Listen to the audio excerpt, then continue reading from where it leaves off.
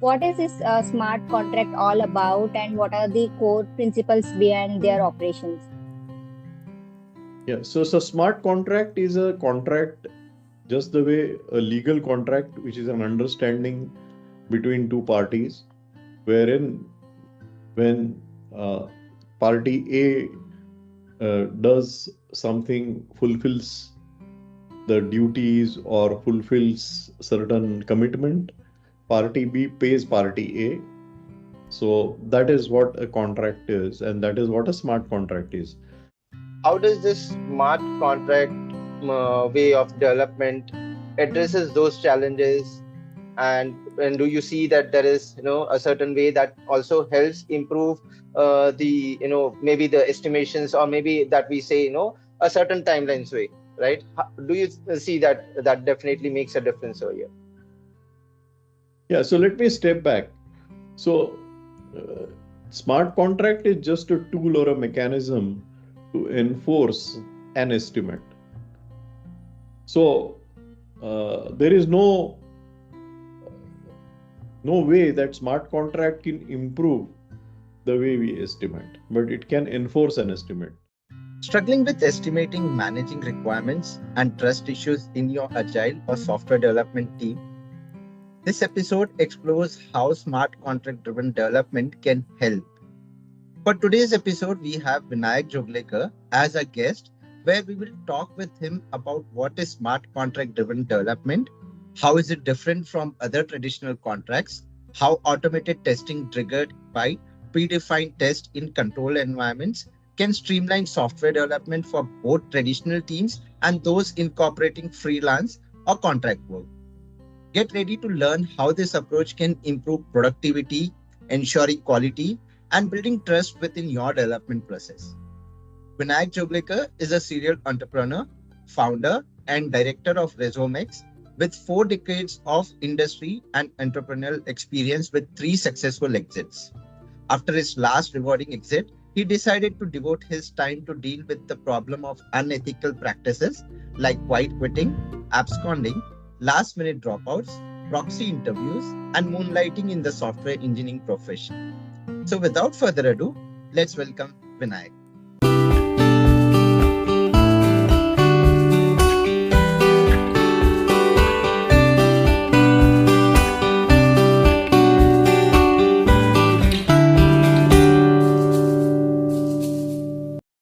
Hello, Vinayak. Welcome to the podcast by Agile Coaching Roundtable. It's a great pleasure having you on our show. Welcome to the show.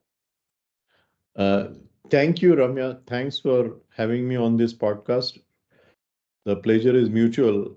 Uh, I too like being on this podcast. Thank you so much.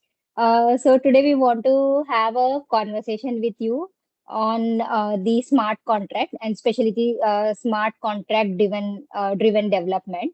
So to begin with, I would want to understand if you can just explain in brief what is this smart contract all about, and what are the core principles behind their operations. Yeah, so smart contract is a contract just the way a legal contract, which is an understanding between two parties, wherein when uh, party A does something, fulfills the duties or fulfills certain commitment, party B pays party A. So that is what a contract is, and that is what a smart contract is. Now, the difference between a legal contract and a smart contract is that the legal contract is something that is executed by mutual trust.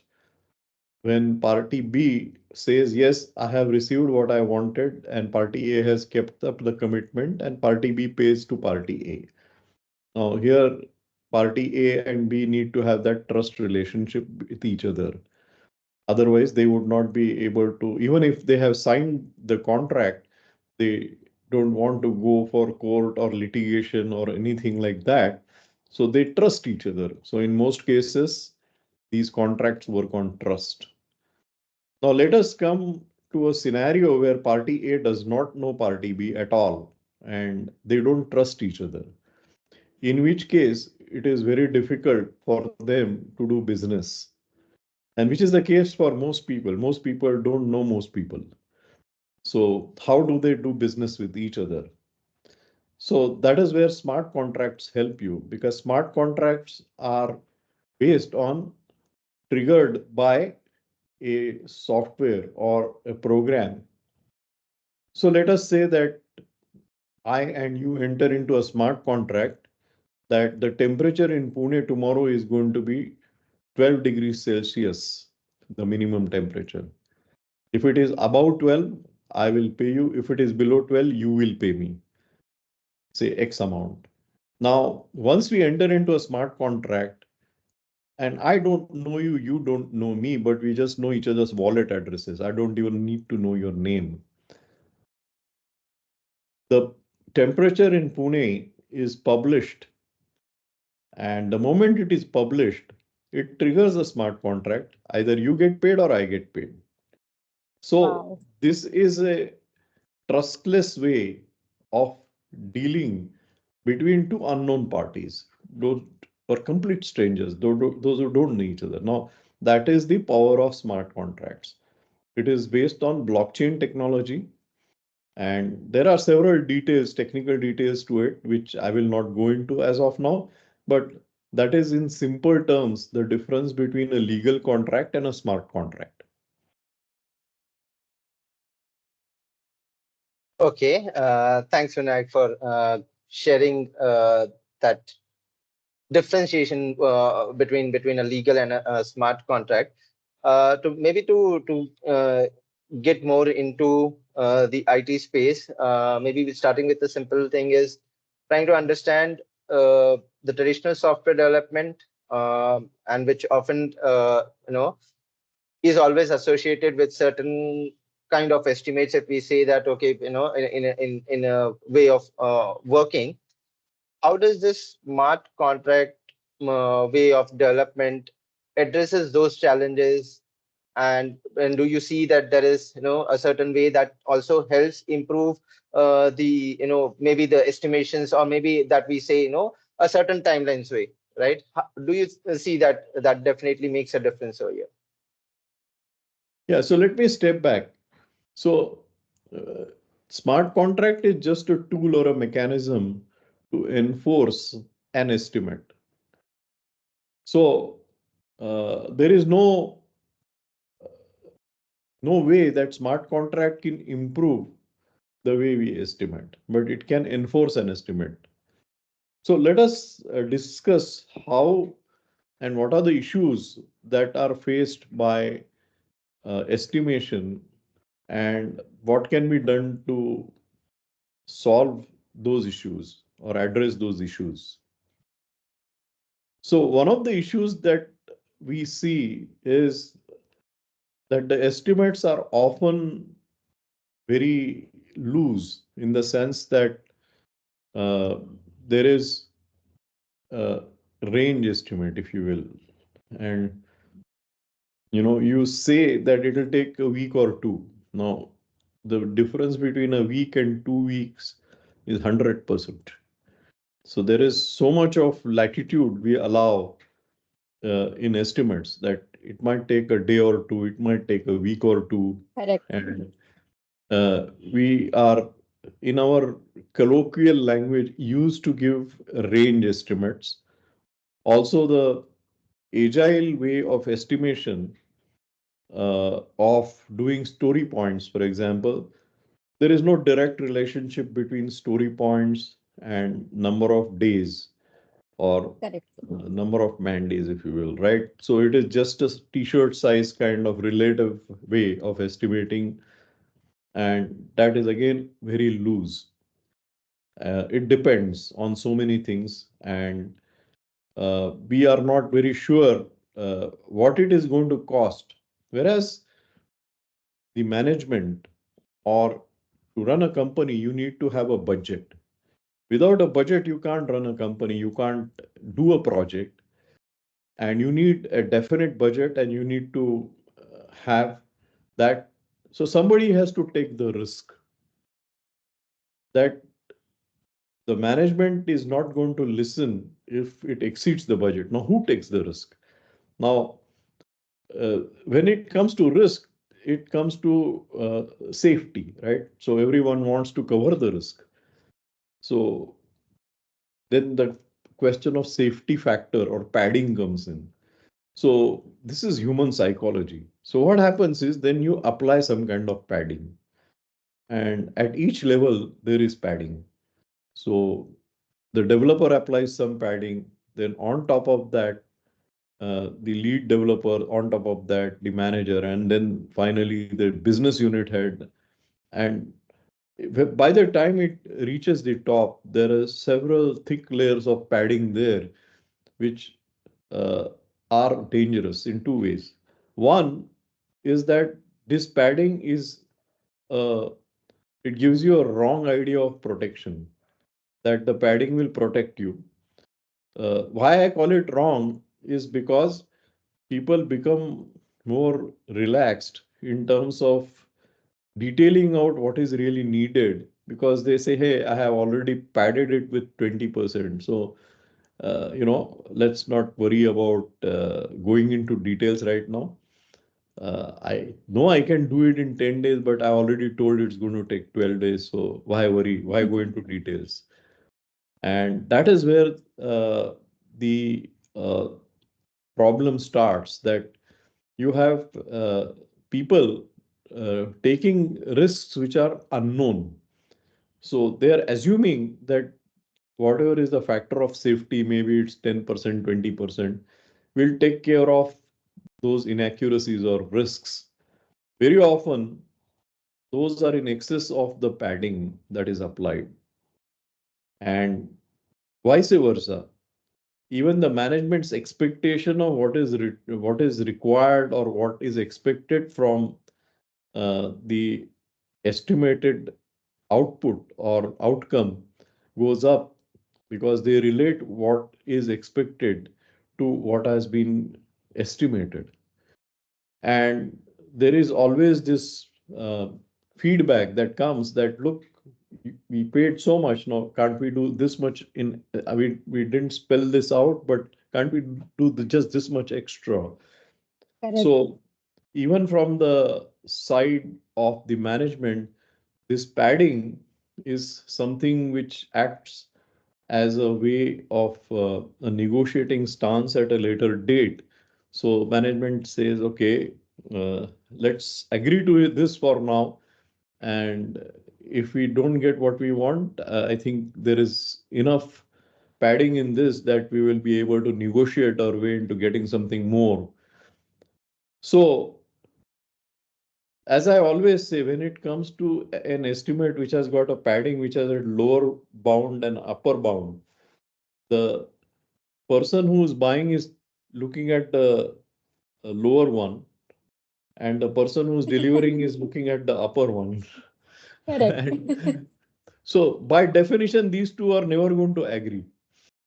So, that's where the problem comes, that you have a range estimate, and both have swept a lot of dust under the carpet by not going into enough details of what is needed or what is being estimated. So, this is something which we need to deal with. And that is where smart contract driven development enforces that discipline on people to, for both parties, because now there is no range estimate. It is the once the line is drawn, it's there are no two lines, just one line, and then you got to make sure that what is being estimated is accurate enough. Now that enforces that discipline on ensuring that what is being estimated is accurate. Now let me stop there, and before I move on to this, let me ask if you have any questions about what I just described. Yes. Yes, yes. So I do have a question. I mean, when you said that the smart contract enforces us to stick to the single line and not the upper limit or lower limit, right? So in cases where, I mean, especially dealing with complex projects, it becomes difficult to even I mean, estimate precisely saying it. I mean, the name itself is an estimate because it's a guesstimate, right? So, wherein we are dealing with a complex work, there are a lot of unknowns, as you rightly mentioned. So, because of which it becomes difficult to maybe come to a conclusion saying this is exactly what it would be in terms of estimation.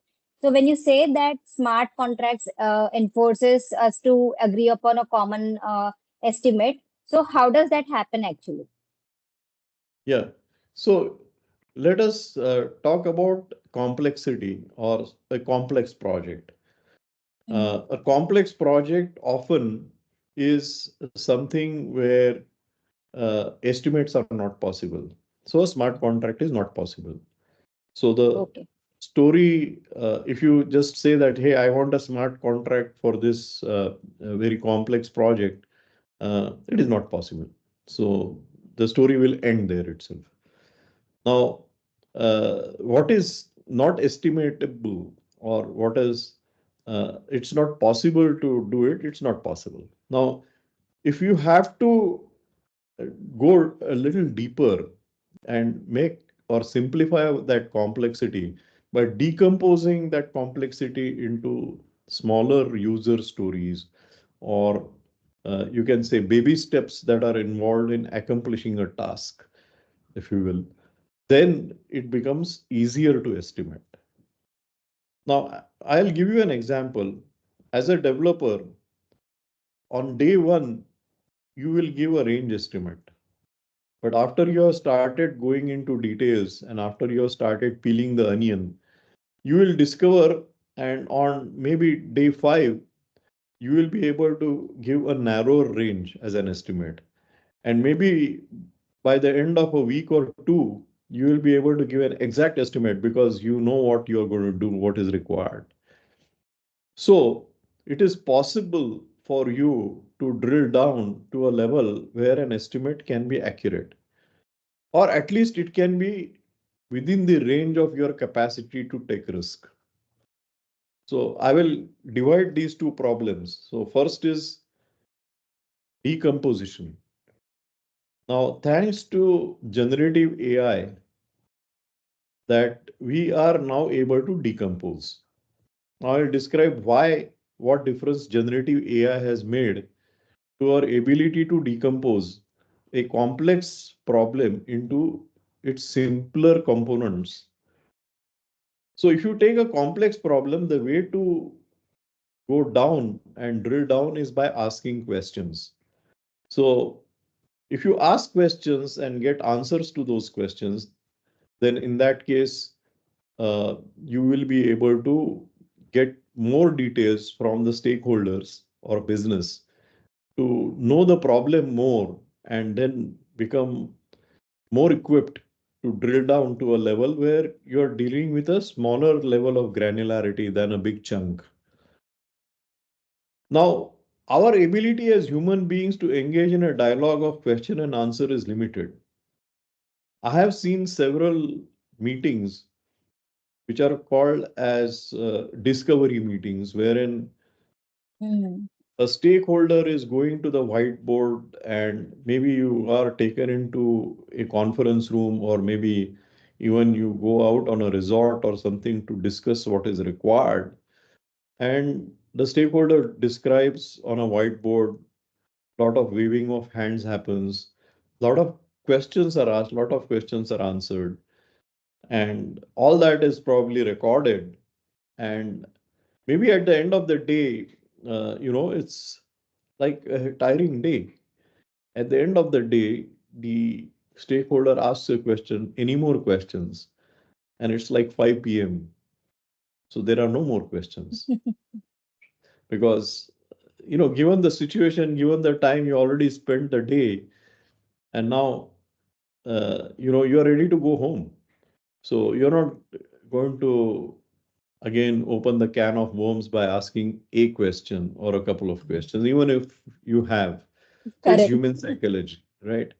So there are no more questions. Now at this stage, there is something going on in the mind of the person who is from the stakeholder side presenting. He says, hey, I have done my job.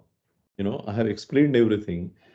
And his assumption is whatever his mental model is, that has got transferred into the other side, right? And the other side has made an assumption. I have spent this day very fruitfully and I have understood this problem. And this is what it is. Uh, the mental model that the other person has is based on a lot of assumptions. And those assumptions are the requirements in the mind of the person who's going to deliver. And the estimate is based on those assumptions of that mental model that is there. Absolutely. Now, this is something which can be broken by someone who has infinite patience, which is ChatGPT, in terms of asking questions, right? It cannot stop asking questions. It can go on generating questions on every angle. So, in smart contract driven development, we use ChatGPT or generative AI to use a lot of modern techniques, which I'll describe a little later, to decompose the problem, which is complex, into simpler problem by asking questions. And whether it is 5 p.m. on a Friday or whatever be the time, ChatGPT doesn't know. It just goes on and on and on asking questions till no end. So that is what has changed between 2022 and 2023. So we are now able to ask enough questions to get that decomposition done. So that is what has changed.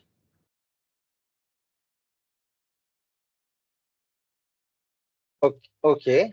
Uh, so since you did mention, or you were mentioning about, there are certain modern techniques available to, to break down a complex work into much smaller layers, maybe, peeling of onions into ensuring that we reach the last part of it. Uh, Maybe would you like to talk or maybe explain what that technique is all about? Yeah, yeah. So those techniques are not new. I would not call them, I mean, they are modern, but they are not something like latest like ChatGPT. It is something which has been in existence for many, many decades. So there are techniques in asking questions, right? So when you ask open-ended questions, that is a thing that you theoretically know, you learn that this is how you ask open-ended questions so that you Correct. go on discovering a lot of unknown stuff. Now, there's a technique that you know, but do you really use it? What ChatGPT does. So you have uh, maybe you can imagine a bunch of bots instead of individual, and each bot is having a task, a superpower. Now there is a bot called open-ended questions bot that will just go on asking open-ended questions to know it, right? It is its expertise. So it is possible to feed this bot with enough prompts that train this bot to ask open-ended questions. So similar to that, this is one technique. There are other techniques that follow. So there are funnel questions. Funnel questions will kind of go drill down to the next level by listening to the answers to the open-ended questions. You have the next level of questions based on the answers. So that is another technique. So you have another bot which is an expert at funnel questions. So it asks those questions. Now you have a lot of information or a lot of requirements that are there now with all this questioning and answers. Now you need to see what is similar and need to group them into, there are patterns of similarity, right? Now there is a technique which people have been using for many years in user experience research. It is called affinity mapping. Now Correct. there is a bot that has been fed all the data about affinity mapping, how affinity mapping works, and it asks those questions that now that I have this, then let me ask these questions and punch these things together into what we call as affinity maps. Then there is another bot that takes over and it says that I am very good at defining personas. So now that these are the various requirements, who is going to use it? What's the day in the life of this persona look like? What is his age or her age, experience? Where does, and then what are the pain points? Everything is in a persona, right? And that persona definition bot will ask questions and will define the personas who are going to use this system. Then there is a jobs to be done persona or a GPT or a bot. So there is a framework called JBTD or jobs to be done, where you're hiring, it's as if you're hiring the application to do a job. Now, what are you Wow. hiring that application for? It describes that job. And each persona has a job to be done. So, what is the job to be done by each persona? And it defines that, and it's a JBTD expert, if you will. And then there is another technique called event storming, wherein it maps the journey of the user as the user is using the application. It's a journey, right? It's a story. So it takes the events along this roadmap that the user is doing in his journey as the user persona is using this application to complete that job that he is supposed to do. So there is this event storming which generates a lot of events, and this GPT asks a lot of questions to get those events out of the end user. Or after all this, it is able to generate user stories because user stories are those things which achieve those jobs to be done, right? The persona, as a persona, I want, so that is what is a user story as is defined in Agile, right? So it's able to define those user stories at a much granular level. Then at that stage, you go to a human being and ask that this is what is a user story. Are you able to estimate it within reasonable limit of 3 or 4 days? Okay. Anything and no user story points, nothing. Can this be done in 3 or 4 days? If it can't be done in 3 or 4 days, it goes back through To all break these down. and then it again gets decomposed to the next level, right? Otherwise, if it's 3 to 4 days, then the risk is on the side of the developer that he has nodded his head and he said it's 3 to 4 days. So there is someone taking the risk of that estimate. And that is how you decompose the problem and get an estimate from the developer who is going to deliver to that estimate. Now, this is a very, very broad definition. I have not yet spoken about smart contracts, but that is the way the so you can't estimate something, and most of the literature that is there in the world of agile is talking about how to overcome this problem of estimation. Now the problem is not with the estimation or the process or the people who do that. The problem is with what you're trying to estimate, right? Now if you're trying to estimate what cannot be estimated, right? You need to deal with what you are estimating and not with the estimation exercise as such. You may have planning Wow. poker or whatever, but you know, your estimates are estimates. They always go wrong, right? So Correct. you need to deal with what you're trying to estimate. And as I said, that if you ask enough questions, if drill down enough in detail, which requires a lot of patience, for which generative AI is there to help you will be able to reach a point where you can confidently say that this can be done in 3 to 4 days. So maybe just to put in a context, or maybe for our listeners, or maybe validating my understanding of whatever we have discussed so far. So, for an example, as you rightly mentioned, for complex projects, it is difficult to maybe use smart contracts. But then we can understand what problems we are trying to solve, and then we are trying to decompose our problem statement or the requirements into such a granular level wherein we are in a position to maybe come up with some definite or finite estimations. And for doing that, maybe what we call as a discovery phase, or maybe discovery kind of a work, we are, leveraging the generative AI so that it takes away our manual efforts of trying to understand the requirements. And it will I mean, the AI is fed in different areas using different techniques so that it helps us to ask all sort of right questions and describe the problem statement in a such a smaller level, be it a user story or be it a task or whatever we want to call it as,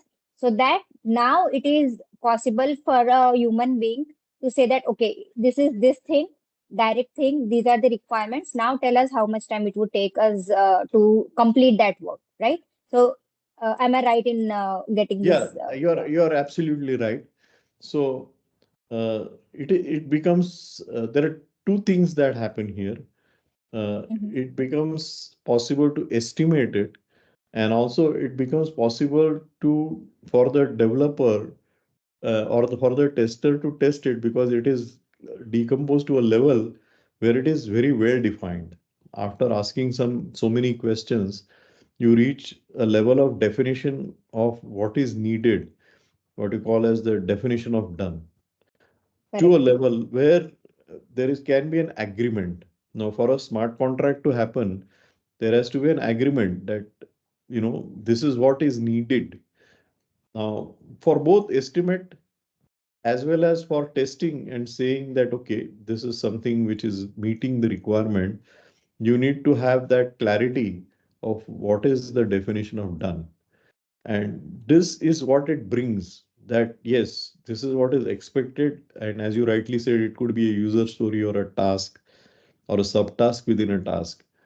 It is decomposed to a level where you can estimate it with accuracy, and you can also say whether what you are estimating is something which can be evaluated for completion, whether it is fully done or not done. Okay. So And these also are the just two sides of the same coin. The decomposition not only helps you to estimate accurately, but also in the process you are ending up defining it so well that it's done when it's done, right? So there is no correct. ambiguity in that.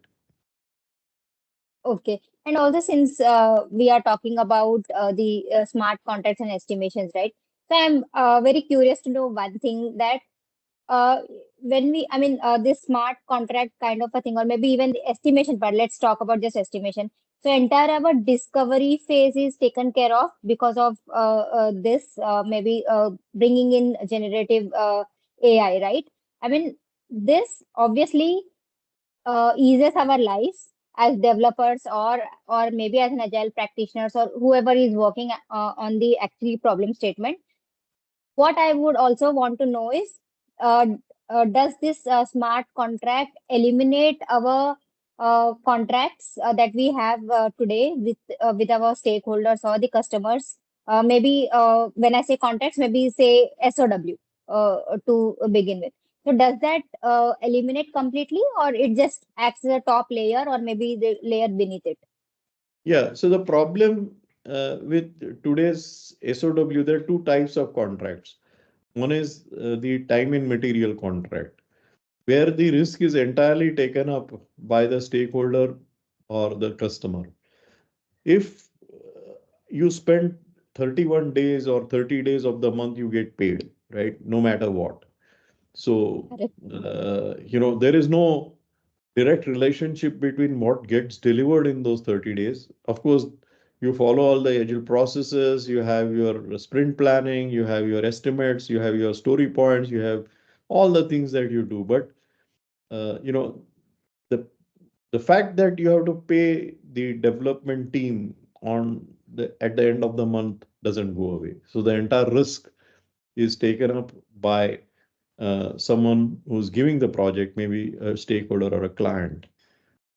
The other type of contract is a fixed bid contract, in which the entire risk is taken up by the development team, wherein no matter what, if it takes whatever time, if it takes whatever efforts, and how many ever people are deployed on that, the amount that is transacted is fixed.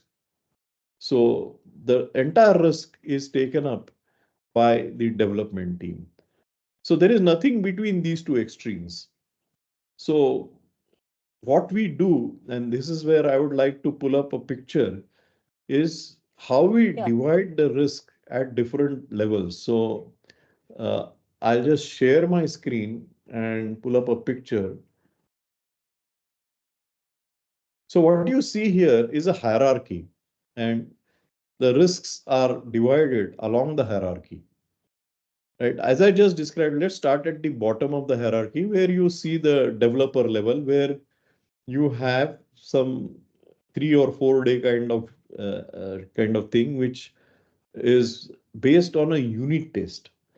So if that unit test passes or a bunch of unit tests pass, the developer has done his job and he gets paid for it. Now, while estimating that 3 to 4 days, there is certain level of risk that the developer has assumed, and that is a protection for his team lead. That the team lead knows that he's going to get it no matter what in 3 to 4 days. That is the estimate. Now, the developer may finish it in 2 days, or he may stay late nights on 3 days and complete it in 3 days or whatever. The risk is on the developer's side to deliver it in the estimated time. And to that extent, the team lead at the next level of the hierarchy is protected from that risk. And there could be several developers, so that the risk is, combined risk is not small, but individually, if you see, the risk is small. So that is one level of the hierarchy of contracts.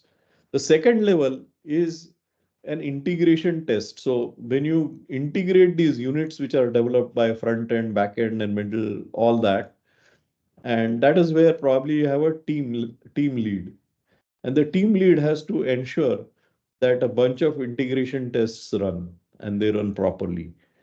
And he is committing to his manager at the org level that, look, I'll be delivering this functionality with this complete regression or functional or integration test within so and so time and within so and so budget. Now, here he is taking some risk because he is only assured of getting the components that are there. Now, whether those components are sufficient and necessary and all that is up to his level of decomposing his big thing that he is developing into those smaller units, which are being handed over to his team. So he is assuming that risk, that he is combining those units to deliver something which is bigger in terms of functionality, and it has to pass the test, and he has his own definition of done, and he is taking a slightly higher risk, but he is also paid a little higher. So that is the team level risk. So there is the next level. Now there are these two teams which are assembling maybe the front end and the back end, and then they are coming together to deliver the product. And there is a smart contract driven by an important goal which says that, look, this product will be good enough so that it will get x number of visitors and y number of repeat visitors, z number of paying customers, etc., etc. Now those are the contracts that the business unit head at the org level is entered into with the board of directors. That he is assuming also certain risk, that he has said that, okay, once the product is ready, it is going to be so good that so many people will like it. Now that is his business risk that he is assuming, which is a higher risk, no doubt, but at least he's sure that the functionality will work the way he is asked to work. So if that doesn't happen, the risk is assumed by the team leads, right? So there is some level of risk that is assumed by at the org level by the business unit head, and he has to meet his objectives and goals, which are based on whether team A and team B meet their goals, which are based again on whether their respective developers meet their goals. So coming back to the point that we were seeing in the old contracts, whether your question was whether it will, whether the SOWs will stop to exist. So anything doesn't stop all of a sudden. It takes its time. But definitely, this is a way where you can divide your risk into bits which are more manageable, where the risk can be managed. It doesn't go away. But instead of having either the stakeholder or the team taking the entire risk, you have a way of subdividing it into smaller pieces. So that is how this is better than the traditional time and material or fixed bid contracts. So let me stop sharing here.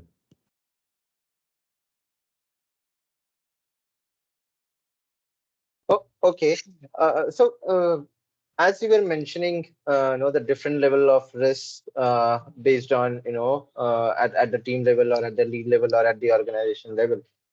Maybe I'm just trying to validate it through to the way that we operate nowadays, and maybe specific to this framework, that Scrum framework. Obviously, when we are at the team level, maybe what is the primary risk associated with this? Maybe the sprint goal, right? I mean, that is at the very smaller unit level that the team operates at. That becomes your risk. And then maybe when we move beyond it, maybe at the product level, what is the ultimate goal for the team, the product goal, right? So that again becomes some kind of an associated product risk over here. So is this the way that, I'm just trying to map it in the sense of Scrum Exactly, or exactly. So if you if you allow me to describe the diagram again at the top level, it may be when the GA is release is happening, that goal, right? And then it has general acceptance and deployment into production. At the next level, it is the release goal. So whatever is the release goal, that is what your functional tests or your integration tests or regression tests are testing. At the next level, it is the unit or the sprint level. So you're talking about a 2 week sprint, right? So maybe you have 4 or 5 units of 3 or 4 days each in it, right? Correct. So that is exactly what I said. So at even associated with the risk is the span of discretion. So 3 or 4 days is the span of discretion you can allow to the developer, where he can confidently do independent work. Wow. For a sprint level kind of discretion, you have a team lead where you can allow that discretion of a couple of weeks to the team lead to independently make progress, and you don't need to see what he is doing or micromanage him in those 2 weeks. So he comes back at the end of 2 weeks and delivers what he is or doesn't deliver. But he is allowed that you can say 2 weeks of independence or 2 weeks of doing things on his own or discretion, if you will, span of discretion. At the next level, it could be a quarter, right? Your business unit head has to report on a quarterly basis how his quarterly performance has been and what has been delivered and how he is in terms of the product roadmap, etc. And then probably at the board level, it's annual, where where the results show up in your annual performance, in your balance sheet or profit and loss account. So these are various, so you rightly pointed out. So these are various spans of discretion which are associated at each level. And as the span of discretion becomes bigger and bigger, the risk becomes bigger. So does the person's pay, if you will, right? Yes. And I do want to maybe talk about testing over here. But then before we talk about testing, I would also like to maybe understand about the concept of maybe metrics over here. I mean, counterbalancing metrics. So, can you elaborate on the concept of counterbalancing metrics in SCDD and their Yeah, role in balancing leading and yeah, lagging yeah, indicators? yeah. So uh, when you have any contracts, a smart contract which is triggered by a program, it can be gamed. So, Correct. for example, you can have a smart contract which says that I would like to reduce the number of restarts, right? So, thing is timing out, and every time it times out, I have to restart because its memory is full. There is some memory leak issue. Now, I give this smart contract, and the team says, okay, what is the smart contract? The smart contract says that the number of timeouts that you are having in a week has to reduce from 10 times. Instead of 10, it should be 5. reduce it to 5. So now the timeout is say 30 seconds, or 30 seconds is too high, maybe 3 seconds. And then I increase it to 15 seconds. And I say, okay, give me my money, right? I have now it doesn't time out. But the users are screaming because they are waiting and waiting because it's not timing Correct. out. Number of timeouts has reduced. So you didn't fix the problem, right? So you need a counterbalancing metric that you need to reduce the number of timeouts without increasing the timeout interval. So these are two counterbalancing metrics, right? Now there are a number of such examples, right? So wherein gaming can happen. So quality and productivity are two counterbalancing metrics. So you can always Correct. increase productivity and the quality can take a hit and vice versa. So you need to have these always two things that you measure when you enter into a smart contract so that you don't end up giving room for some smart developers to game the system to earn some money. Yes. So maybe now since we spoken about the metrics, so what I want to just understand about is since also you brought up the quality, right? So I want to just understand the testing. How does this testing happen, and how does that testing help us automation? I mean, leverage automation to generate integration tests for smart contracts. Yeah. So I have presented this in a number of events, and I always ask a question to the audience: how many people do test driven development? And I want an honest answer.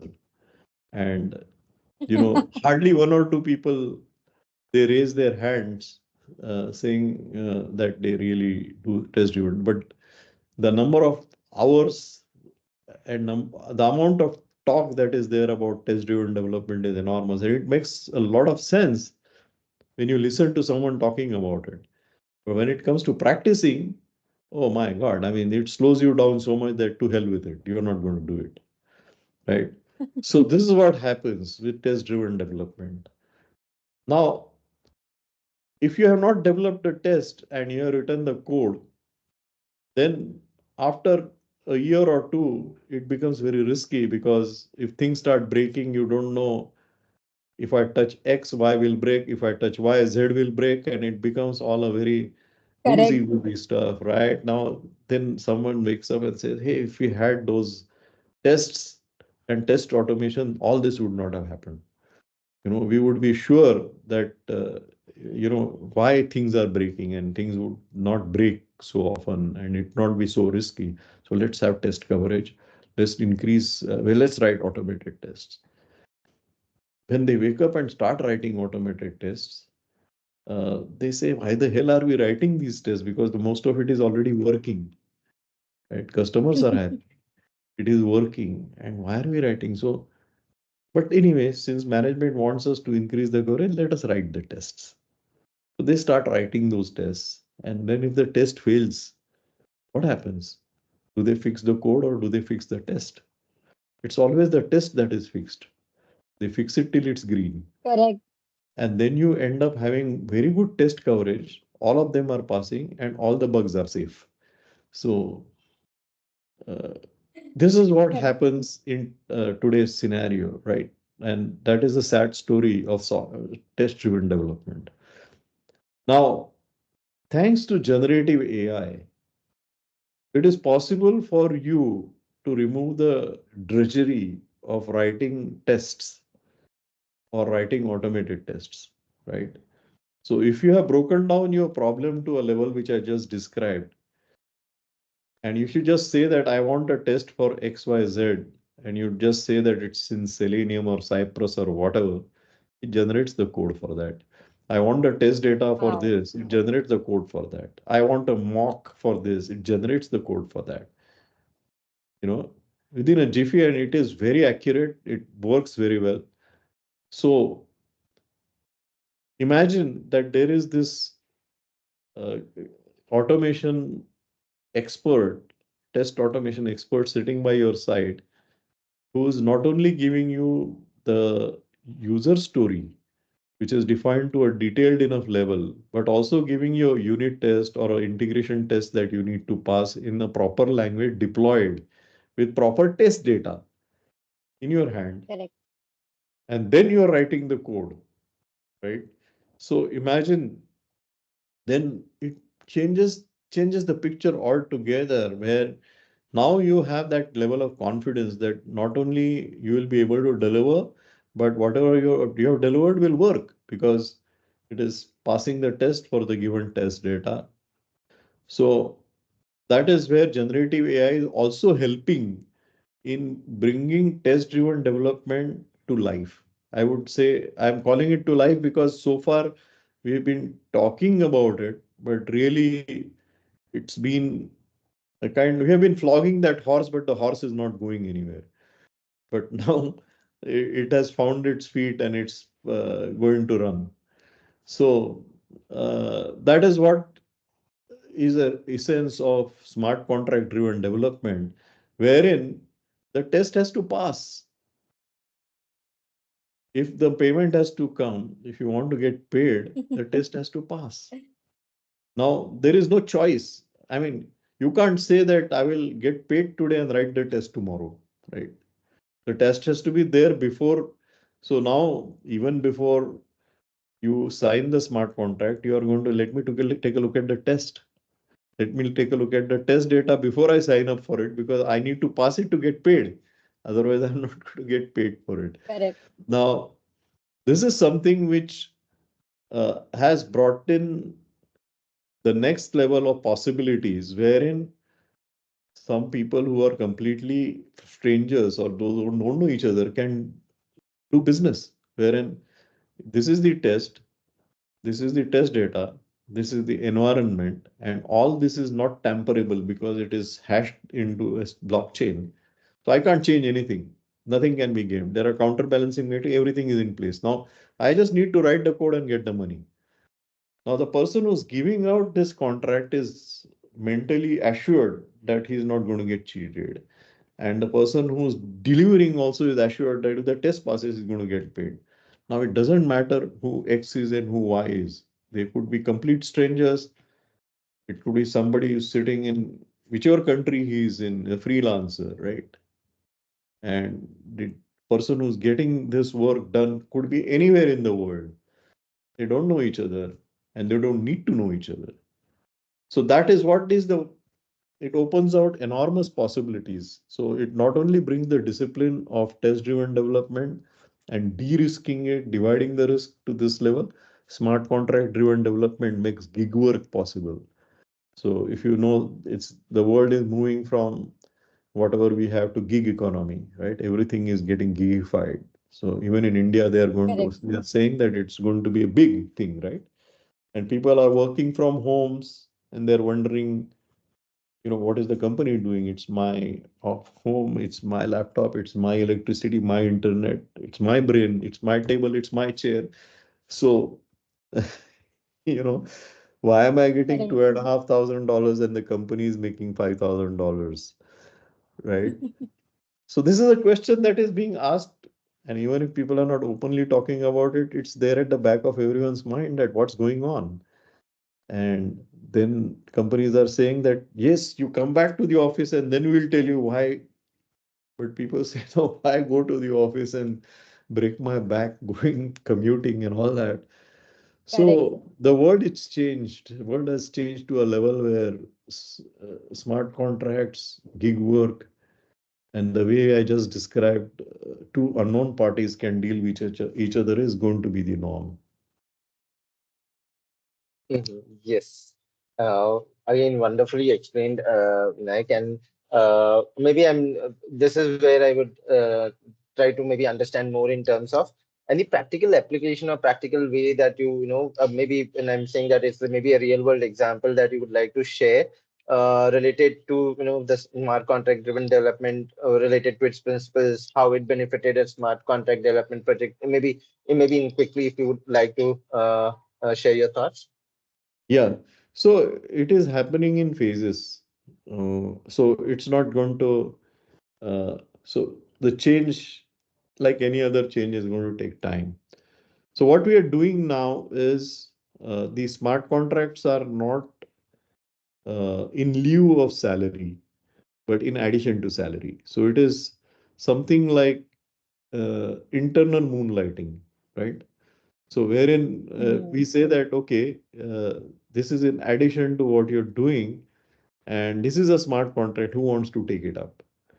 And within our company, we have started experimenting, and it is very successful because finally, uh, people are assured that they are going to get what they are going to get, right? And then there is this uh, joy of discovery as they do it.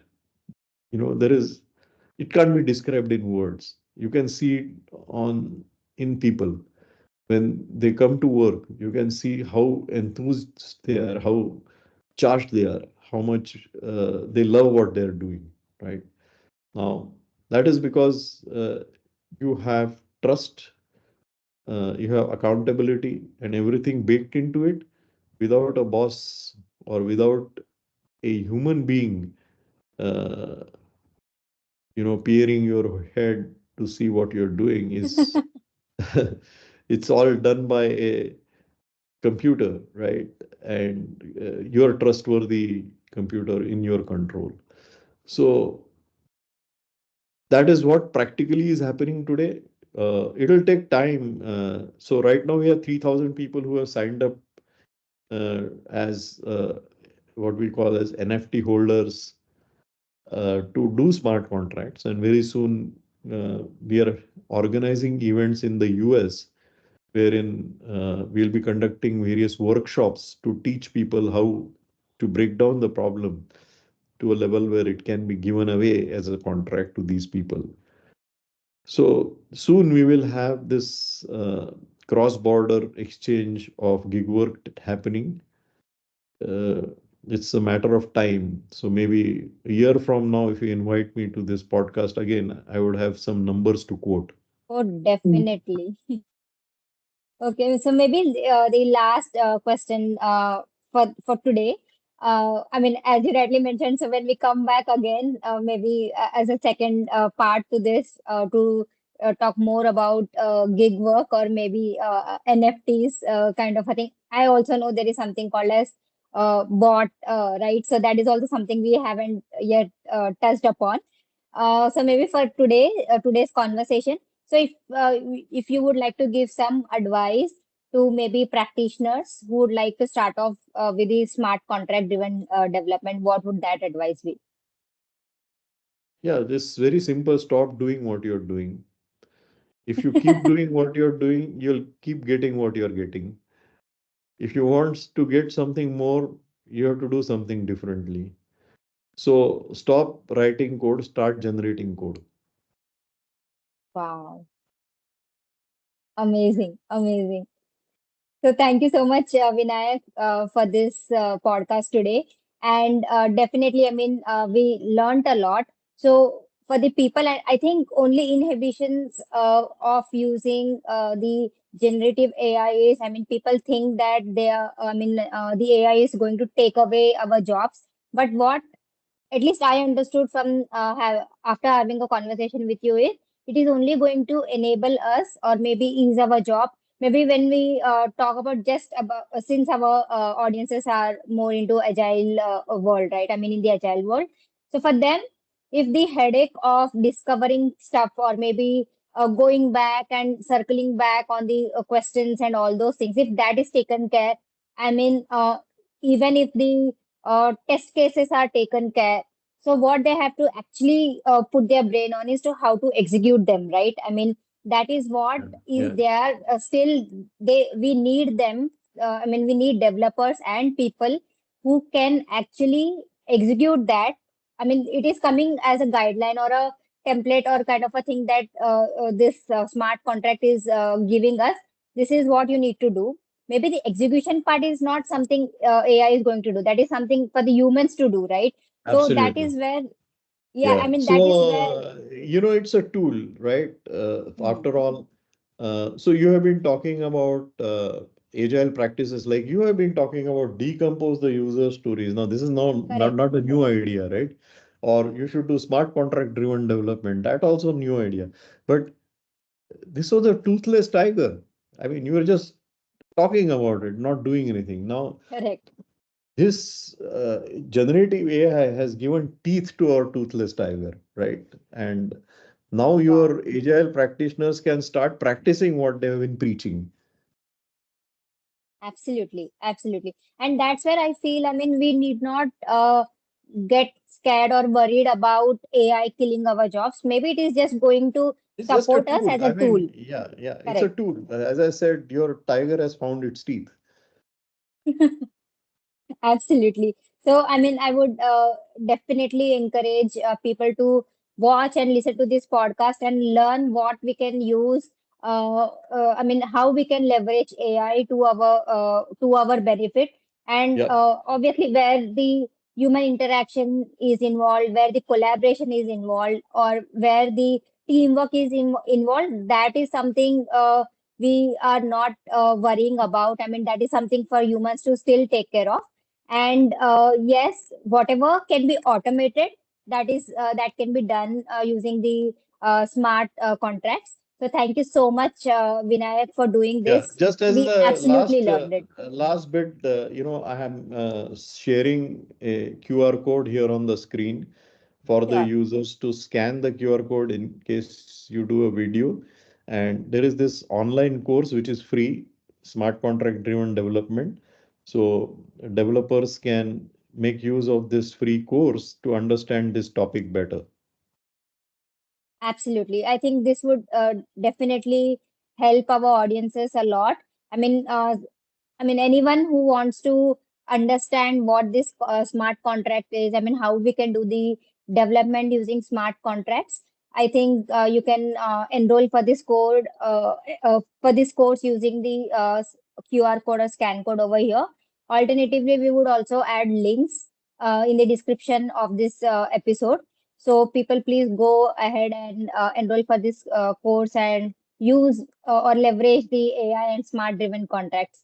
So thank you so much, Vinay, for coming over and doing this. We really appreciate your efforts in building this. Thank you, Ramya. Thank you, Vivek. Thank you so much, Vinay. Thank you so much for watching this episode patiently till the end. We hope you enjoyed the episode. We'll meet you again in the next episode. Till then, if you like our podcast show, then do like, share, subscribe, and let us know your feedback in the comment section. You can also listen to the episodes on Spotify, Apple Podcasts, Google Podcasts, Amazon Music, and Audible. Thank you.